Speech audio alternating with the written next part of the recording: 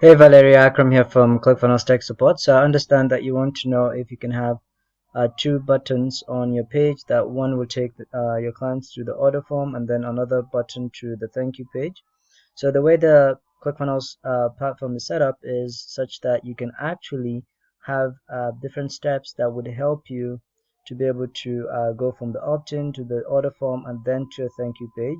So you don't have to have like two buttons on one page that will take your clients to two different pages.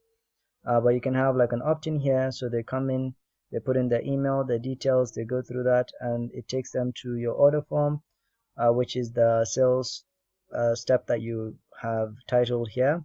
And then from here, you can just add a new step and add it as a thank you page, so that it goes from the order form to the thank you page. So it goes from opt-in, order form, and then a thank you page. So that would be the best way to set this up. Let me know if you have any questions. Bye for now.